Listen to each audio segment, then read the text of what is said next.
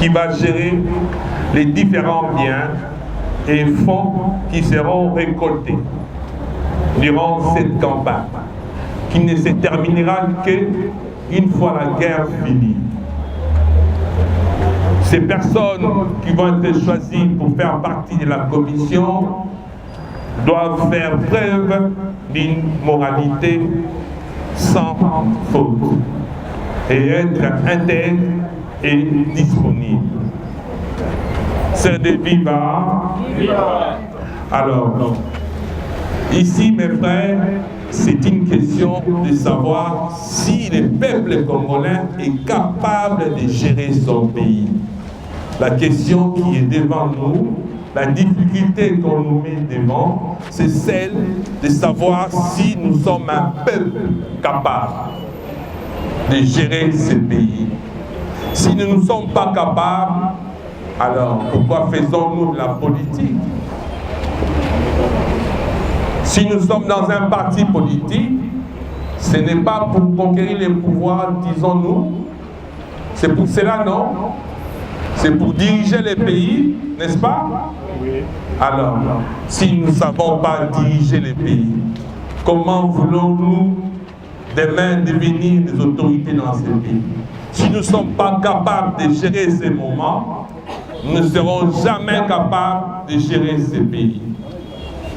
Donc, il nous revient à nous tous, devant cette situation, de bien prendre, mesurer la gravité du moment et de prendre les mesures qu'il faut. La solidarité, en ce moment-ci, est un devoir des patriotes, un devoir des responsables, un devoir de responsabilité. On a posé la question un jour à un parent, pourquoi prenait-il soin de ses enfants? Est-ce que c'est parce qu'il les aime ou parce qu'il y a autre chose? Le parent a répondu, il a dit, je n'aime pas mes enfants, mais je suis responsable de mes enfants. À aimer les pays, à aimer les autorités des pays ou pas, nous sommes obligés d'aimer ces pays. Ce n'est pas les autorités, mais c'est la terre que nous devons protéger. J'ai dit, je vous remercie.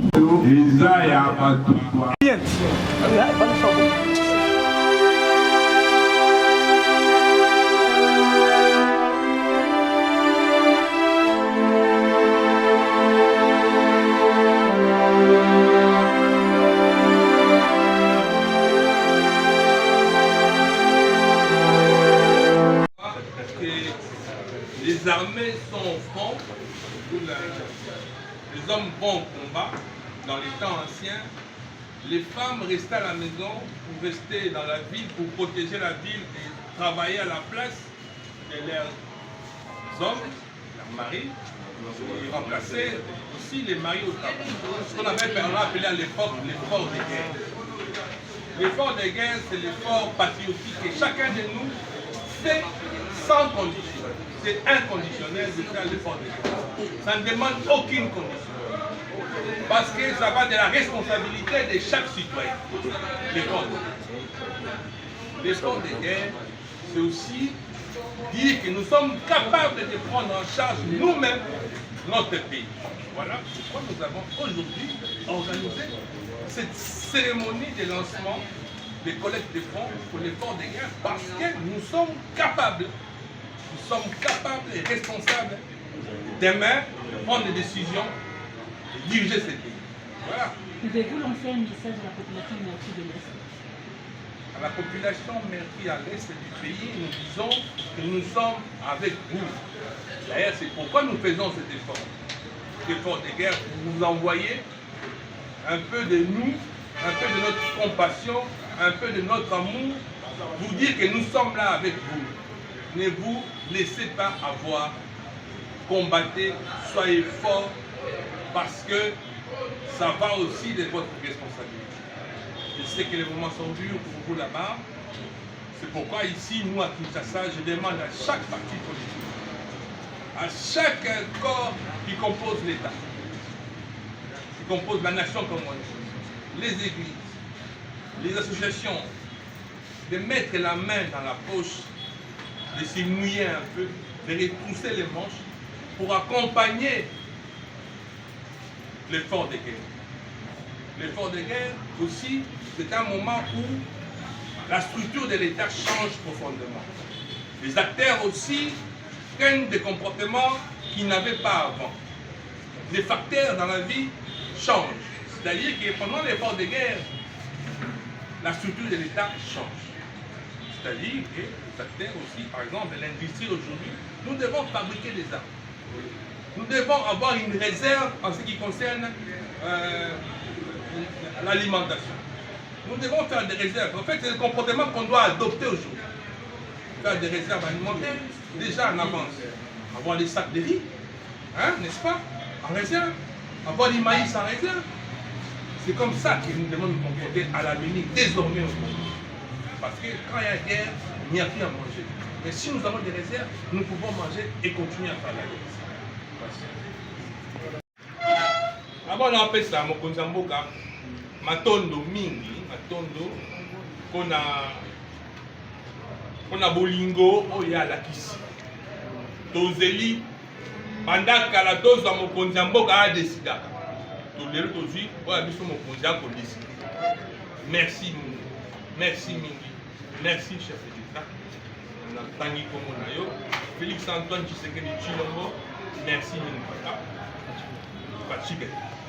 Alors, l'effort de guerre na biso, ça pour accompagner ma FARDC na biso. Na mboka nyos, ce qui bitumba ezali responsabilité. La population les a pour accompagner l'armée.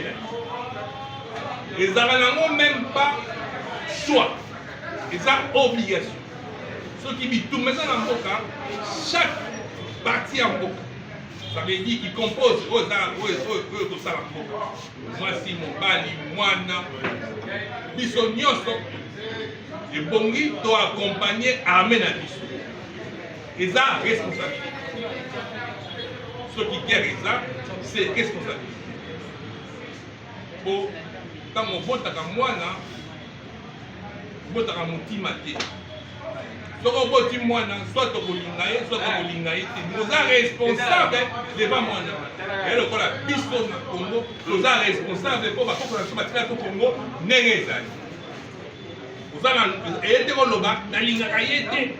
Non.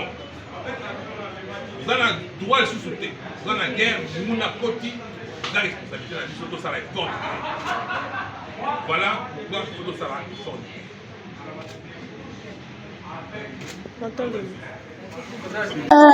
CRD, c'est l'allié fidèle au président de la République. C'est la CRD, son autorité politique, quand il fut président de l'Assemblée nationale, qui avait d'abord dénoncé à ce que les gens quittent les groupes armés.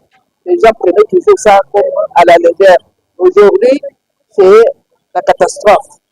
Et la CRD a tout intérêt de pouvoir donner toujours des premiers mots à ce que les gens puissent pouvoir se sensibiliser, se mobiliser pour soutenir nos Wazalendo ainsi que les groupes armés des FARDC et les familles qui sont déplorées du côté de Nord Kivu et Sud Kivu.